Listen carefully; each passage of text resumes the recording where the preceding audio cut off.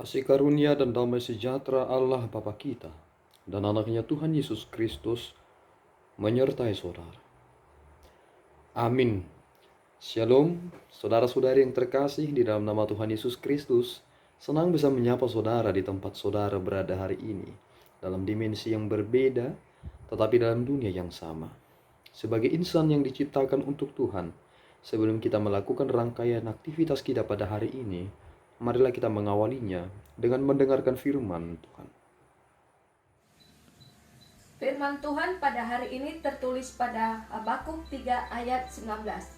Beginilah firman Tuhan. Allah Tuhanku itu kekuatanku, Ia membuat kakiku seperti kaki rusa, Ia membiarkan aku berjejak di bukit-bukitku. Demikianlah firman Tuhan pada hari ini. Terima kasih. Saudara-saudari yang terkasih di dalam nama Tuhan Yesus Kristus, apa yang kita dengarkan hari ini berasal dari doa seorang nabi kecil, yakni yang bernama Habakuk. Dan hal yang kita baca barusan adalah untuk pemimpin biduan dengan permainan kecapi. Bagaimana seorang nabi yang melihat tentang perjalanan kehidupan oleh pribadinya dan oleh bangsa yang ia sangat cintai, sebagaimana bangsa itu adalah bangsa pilihan Tuhan, ia memposisikan dirinya dengan tepat. Ketika kita membaca secara menyeluruh pasal yang ketiga ini, Habakuk menyatakan bahwa ini adalah nada yang berbentuk ratapan.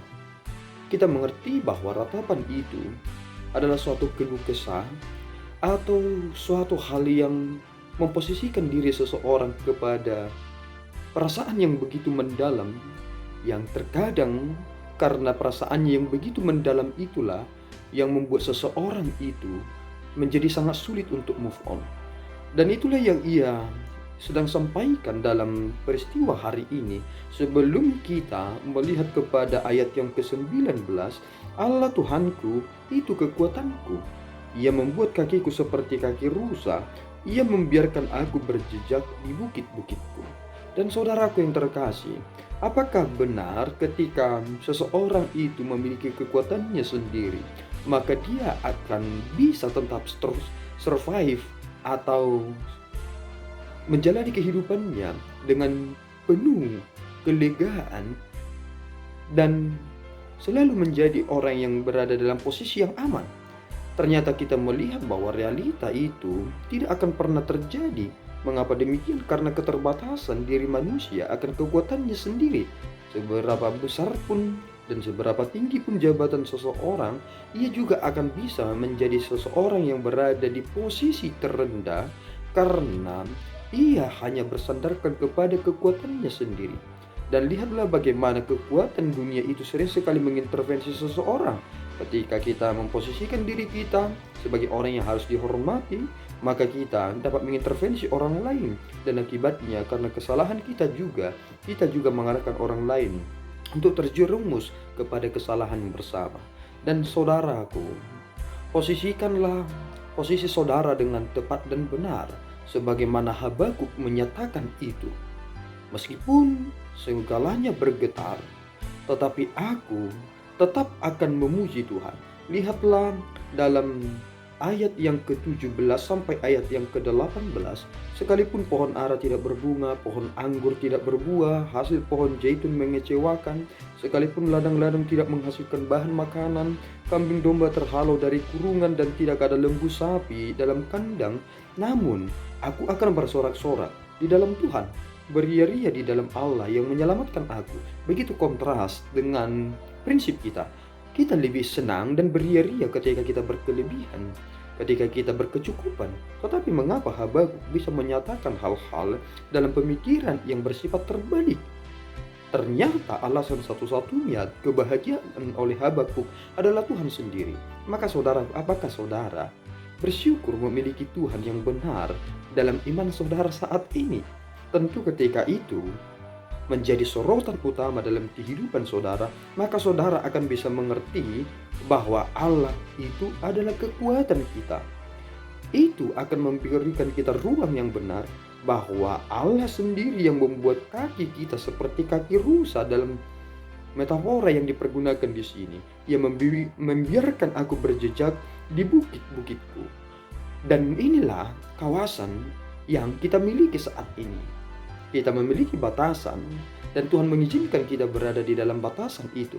Ketika saudara memiliki pekerjaan, itu batasan yang perlu saudara harus kerjakan dan selesaikan.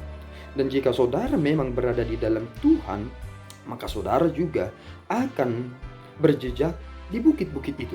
Tetapi perhatikan satu hal, ketika saudara bukan berada di dalam Tuhan, meskipun saudara sudah berada di bukit itu, merasa bahwa itu adalah milik saudara, ketika saudara berkata, itu bukan milikmu, maka secemerlang apapun yang saudara kerjakan di masa lalu untuk mendapatkan apa yang saudara dapatkan hari ini, maka Tuhan bisa menggeser itu dan memberikannya kepada orang lain.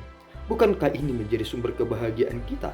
Saat kita berada di dalam kebenaran itu, tertatih-tatih, jujur dalam segala hal untuk mendapatkan posisi yang benar itu, benar-benar takut akan Tuhan, tidak mau diintervensi oleh dunia ini, maka kita akan terus berada di bukit-bukit kita sendiri dan berjejak di sana.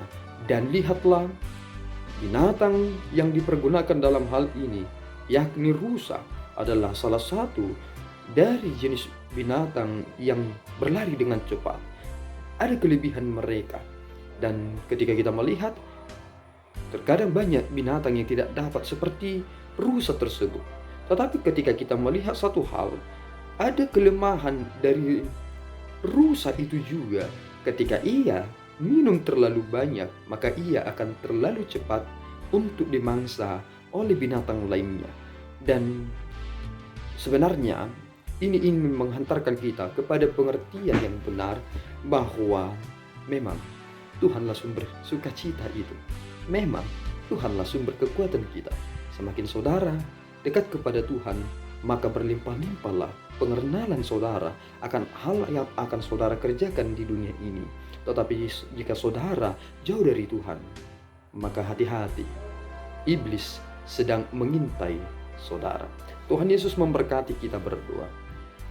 Ya Allah Tuhan kami bersyukur atas anugerah-Mu. Terima kasih Bapa atas firman yang boleh kami dengarkan hari ini.